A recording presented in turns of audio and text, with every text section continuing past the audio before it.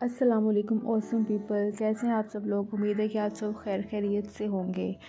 तो यहाँ पर ये मैं बनाने लगी थी शाम की रोटियाँ, क्योंकि शाम की रोटी बनाने की जो रिस्पॉन्सिबिलिटी है वो मेरी है हमारे घर पे, क्योंकि काम जो है वो इक्वली डिवाइडेड होता है। तो ये वाला काम मेरा है और सर्दियों में ये काम मैं बखुशी कर लेती हूँ। गर्मियों में तो ऐसे ही मुझे गश पड़ जाता है ये काम करते हुए, क्योंकि चूल्हे के आगे उस टाइम पे इतनी हीट होती है। लेकिन सर्दियों में क्योंकि हीट के आगे खड़े होने में मज़ा आता है, तो जो भी चूल्हे का इस टाइम का काम होता है ना, वो तो मैं खुशी खुशी कर लेती हूँ। रोटी बनाते हुए ना मैं शेल्फ़ पे कोई भी शीट वगैरह नहीं बिछाती। मैं शेल्फ़ पे इस तरह से थोड़ा सा खुशका लगा के उसी जगह पे रोटी बेल लेती हूँ। इस तरीके से ना ज़्यादा इजी रहता है मुझे।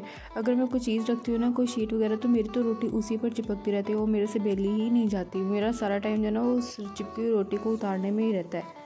और ऊपर से जब मैं रोटी बना लेती हूँ ना, हालांकि अच्छी खासी गोल रोटियाँ बन जाती हैं मेरे से, लेकिन मेरी अम्मी को मेरी रोटियाँ अभी भी पसंद नहीं आती। वो कह रहती हैं जी ये रोटी नहीं सही बनी हुई, कभी कह रहती हैं इसको खुशका ज़्यादा लगा हुआ है, कभी कह रहती हैं तुमने इसको एक साइड से ज़्यादा पका लिया, एक साइड से कम पकाया है, पता नहीं। खैर अब जैसे भी मैं बना लेती हूँ, अच्छी खासी रोटी बनती है, लेकिन किसी अम्मी को मेरी को पसंद ही नहीं आती। मुझे लगता है सबकी अम्मियाँ ऐसी होती हैं, उनको हर चीज़ में ना परफेक्शन चाहिए होती है। लेकिन मैं ठहरी ऐसी कि मैं कहती हूँ कि जैसी बन गया ठीक है, जानी तो पेट में ही है ना, उसको पेट को थोड़ी पता चलता है कि रोटी कैसी बनी है।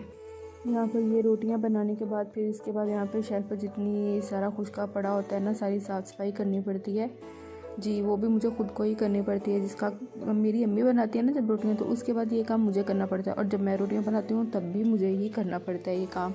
खैर चलें, कोई बात नहीं। पर जितनी स्पीड से इस वीडियो में ये काम हो रहा है ना, उतनी स्पीड से रियल लाइफ में हो जाए ना तो क्या ही बात है, मौज ही लग जाए फिर तो मेरी।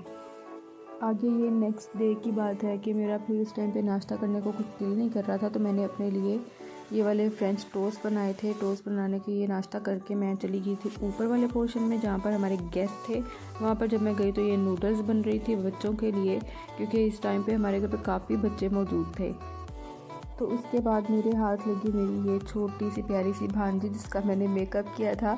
मुझे मेकअप करने का क्योंकि बहुत शौक़ है और इसको करवाने का बहुत शौक़ था, तो वो खुद मुझे इंस्ट्रक्शंस दे रही थी कि मेरे ऐसे ऐसे लगाओ। तो मैं जिस तरीके से वो कह रही थी मैं उसके वैसे वैसे ही करती गई।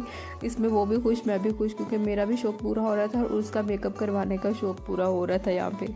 लेकिन इसके मेकअप करने के बाद मुझे एक चीज़ समझ लगी, बच्चों का मेकअप करना इंतहाई मुश्किल काम है, क्योंकि वो एक जगह पे अपना फेस नहीं टिका के रखते, बार बार फेस हिलाते हैं, आईज़ मेकअप करते हुए आंखें हिलाते हैं। तो यहाँ पर आज हमने सोचा था कि गजरेला बनाएंगे। यहाँ पर हमारा घर पे गजरेला बनने लगा था, गाजर का हलवा जिसको बोलते हैं। यहाँ पर साथ में साग की भी तैयारी हो रही थी। तो पहले हमने इस वाली चॉपर मशीन में जो है वो, मुझे याद है जब हम छोटे होते हैं ना, तो सर्दियों में जब ये गाजर का हलवा बनना होता था, तो वो जो हाथ वाला ग्रेटर होता है ना, जिसके ऊपर गाजरों को इस तरीके से ग्रेट किया जाता है, उसके ऊपर करना इतना मुश्किल होता था ना। हम सब बैठे होते थे, वो हम साथ वाले हमसायों के घर से भी लाते थे, तो कि 5-6 होते थे सबके पास पकड़े हुए, और उसके ऊपर गाजरें पकड़ के कोई 2-2 3-3 घंटे लग जाते होते थे। लेकिन आजकल तो इस तरीके से अगर ये वाली मशीनें आने से ना बहुत इजी हो गया है सारा काम, कि जल्दी हो जाता है।